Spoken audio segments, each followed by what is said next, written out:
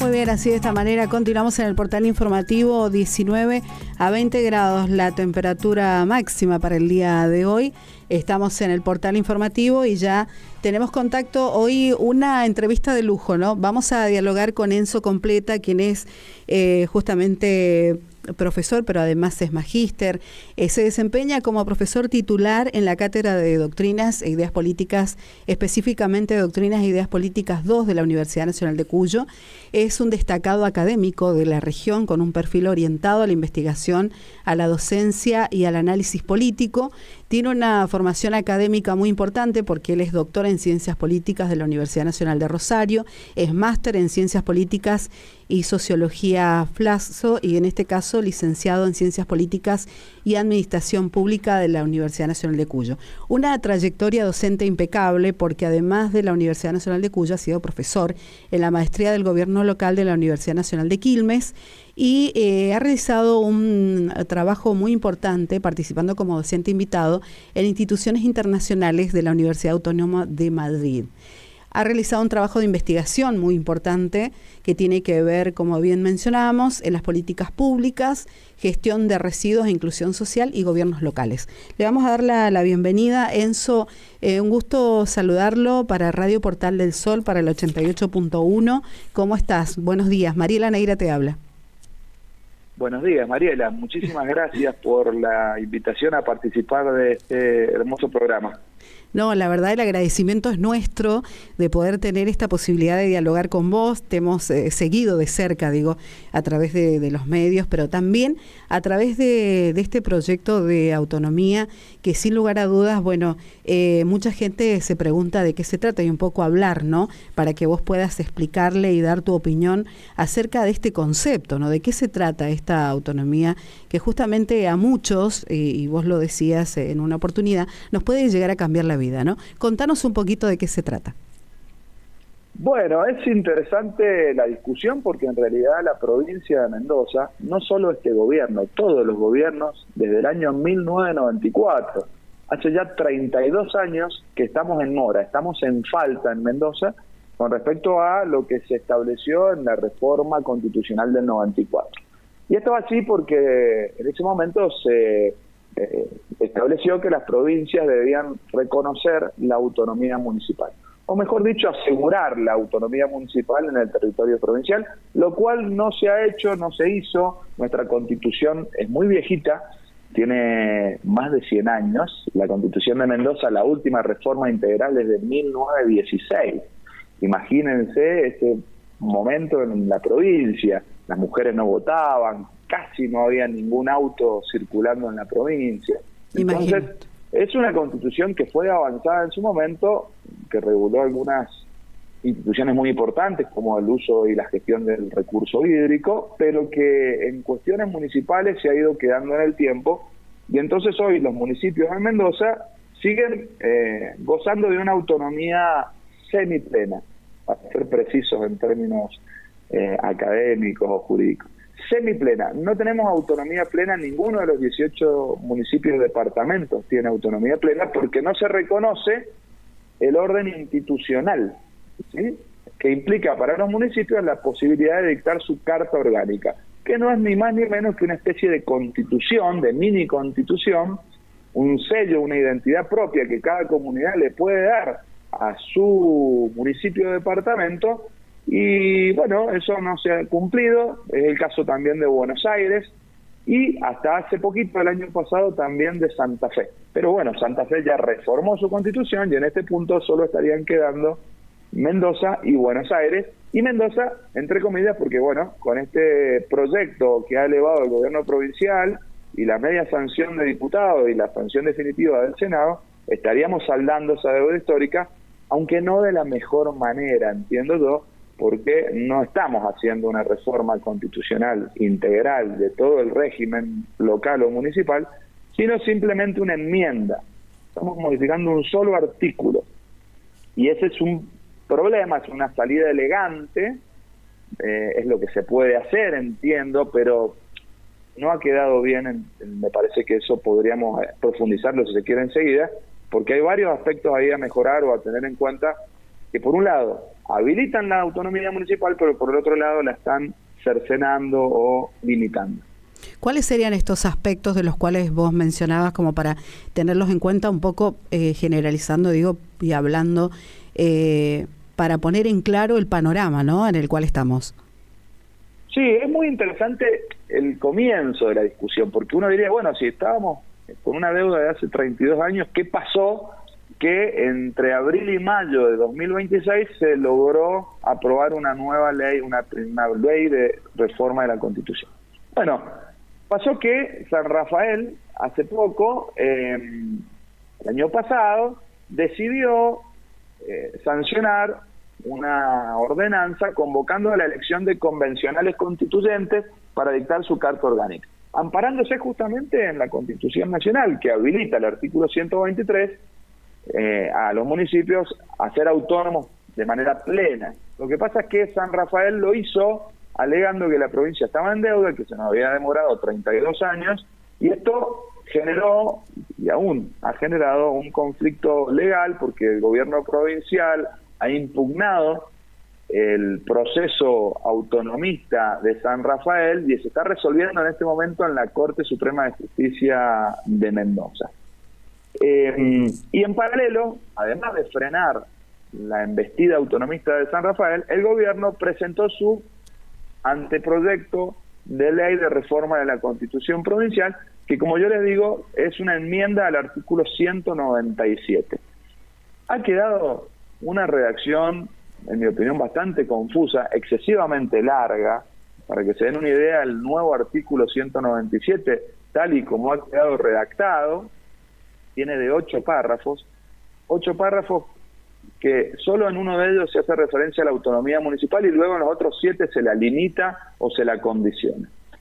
Hay que decir que todavía la reforma no está vigente, no está activa, no está funcionando, porque se requiere que la ciudadanía de Mendoza en el año 2027, el año próximo, vaya a las urnas y vote por el sí o por el no a este referéndum popular que se va a organizar para que podamos entonces sí promulgar el gobernador la reforma de la Constitución de Mendoza. Es decir, que lo primero que debería saber la audiencia del departamento es que en el año 2027 no solo va a ir a votar para elegir autoridades municipales, provinciales, del Ejecutivo y del Legislativo, sino que también habrá una segunda urna para que ustedes se encuentren ahí con 2 papelitos, 2 boletas, una que dice sí a la reforma, a la enmienda del artículo 197, y otra que dice no, y en ese caso se opondría la ciudadanía a que la autonomía municipal, tal y como ha sido consagrada en esta reforma del 197, quede establecida y vigente. Pero a mí me preocupa, por ejemplo, que se blinde el sistema del municipio-departamento. Nosotros tenemos 18 departamentos en Mendoza y cada departamento equivale a un municipio. Y cada municipio está administrado por una municipalidad.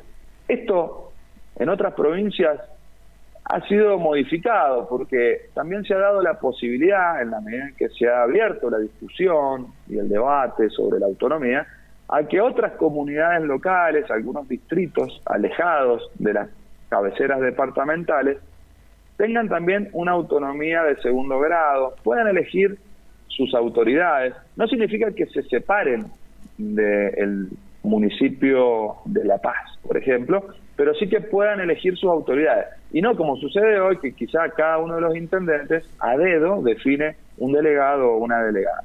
Estas comunidades, yo soy de Luján y hablo, por ejemplo, de Potrerillos, pero también está la discusión en Bowen, en Alvear, o en Uspallata, en Las Heras, o Chacras de Coria, aquí también en Luján. Quieren elegir a estas delegaciones, a estas comisiones de vecinos que administren los intereses de estas ciudades menores. Y esto no sucede, no se ha habilitado la posibilidad de que se categoricen los gobiernos locales hacia el interior de la provincia. Esto es algo que es muy usual. La ley 1079 orgánica de municipios serviría entonces para regular la administración de estas comunas, y luego los municipios que sí tengan autonomía plena, los 18 municipios departamentos, se administrarían en base a una carta orgánica que vamos a tener que redactar. Eso me parece que es una oportunidad perdida en el marco de la reforma, una de tantas. Otra, yo le cuento brevemente, pero sí, me parece interesante que la audiencia lo sepa. El gobierno no llegaba con los votos en la Cámara de Diputados, se necesitaba una mayoría de 2/3 para aprobar la ley de reforma de la Constitución, y entonces negoció con algunos otros sectores de la legislatura, específicamente con uno de los legisladores, que es Difonso, del Valle de Uco, que tenía un proyecto que en mi opinión atrasa mucho, que tiene que ver con eliminar todos los consejos deliberantes de la provincia y generar 5 consejos regionales. 5 consejos deliberantes regionales con muy poquitos concejales, solamente para disminuir el gasto, pero que en la práctica traerían un montón de problemas. Bueno, yo creo que esto es lo contrario a la autonomía, ¿sí? Porque un municipio autónomo no admite un proceso de regionalización. Y esto ha quedado establecido de alguna manera en la reforma, cuando se dice que la provincia, la legislatura dictará una ley para generar regiones, consejos deliberantes regionales quizá. Esto me parece que es un gran problema, que no va a ayudar a que los municipios sean autónomos, porque la verdad es que un municipio autónomo como La Valle, como La Paz, como los que del Valle de Uco, los del sur de la provincia, pueden decidir con quiénes asociarse, con quiénes cooperar, qué tipo de instituciones van a tener. Autonomía viene de autónomos, la posibilidad de autodictarse, de redactar la propia normativa que rige los destinos de esa comunidad. Y de esta manera estamos admitiendo que la provincia sancione una ley que nos regionaliza, que nos agrupa de manera forzada a los departamentos, y es todo lo contrario, este proceso top-down, de arriba hacia abajo, a lo que en verdad debería suceder, que es un proceso voluntario, ascendente, del tipo bottom-up, como se dice siempre en ciencia política. Pero son temas muy importantes, técnicos, es cierto, probablemente habría que haberlos debatido mucho más, pero no se ha inaugurado, no se ha habilitado el debate. Nosotros los especialistas que estamos ocupados de estas temáticas nos hemos quedado con las ganas de que nos convoquen a las comisiones, eso te iba a consultar, y no hemos esa oportunidad.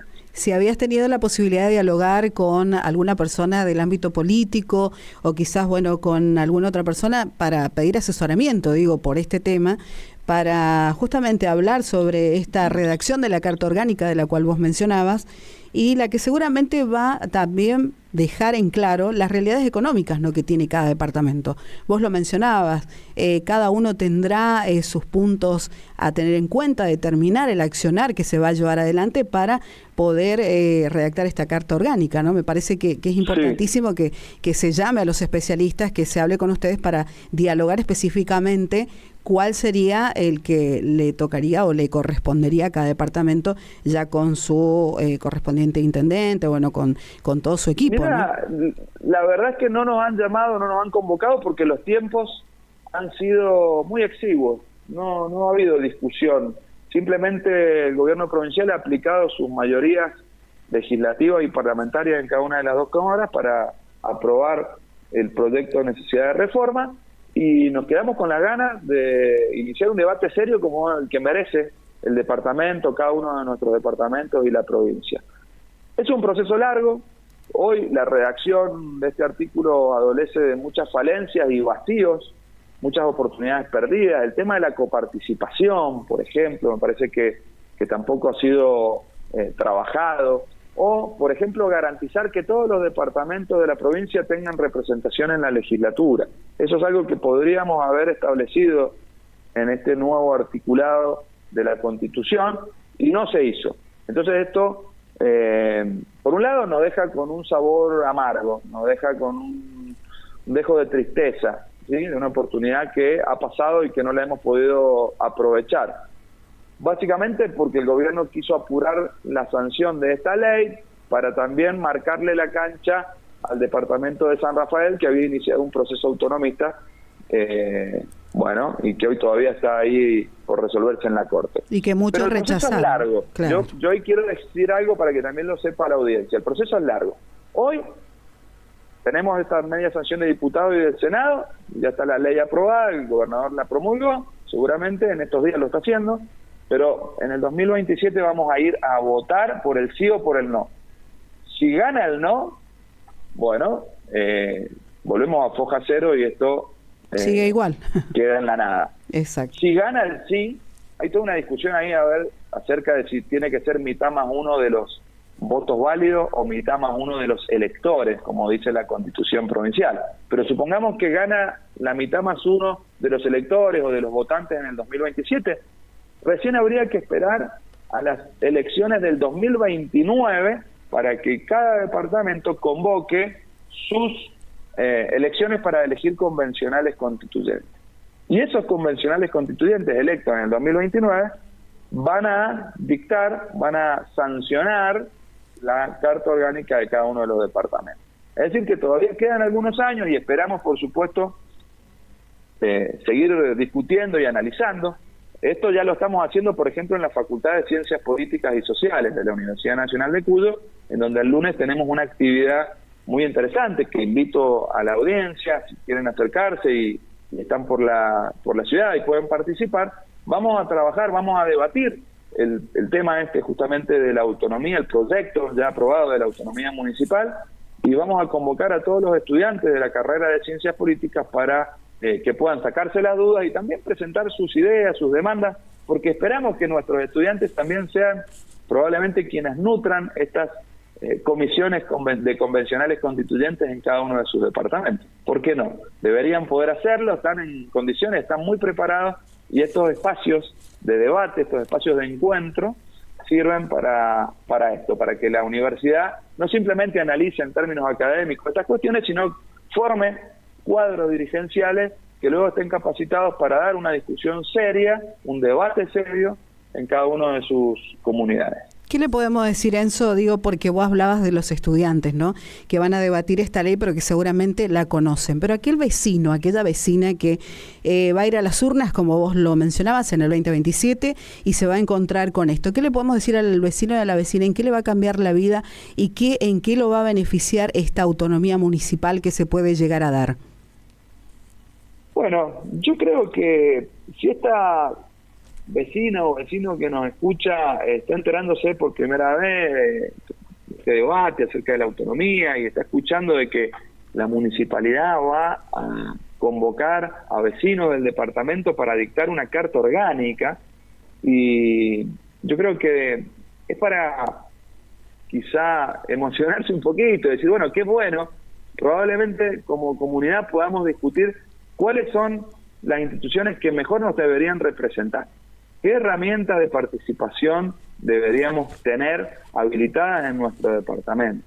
Por ejemplo, hay algunos municipios que han decidido no elegir a los concejales cada 2 años, que el Consejo Deliberante se renueve por mitad, sino hacerlo cada 4 años y votar una sola vez. Esto es válido, ¿sí? Es algo que se puede establecer en la Carta Orgánica y que hoy no está permitido, porque hoy cada departamento, cada municipio está regulado por el capítulo 10 de la Constitución Provincial y por la Ley Orgánica de Municipios, que también es bastante viejita porque es del año 1934. Entonces, ¿podrían estos vecinos interiorizarse un poco más acerca de las distintas herramientas de participación y de democracia directa o semidirecta, como por ejemplo, la posibilidad de que para la elección de los intendentes se establezca el balotaje y no la fórmula de mayoría simple que rige hoy cuando se elige un intendente? Hay muchísimas posibilidades.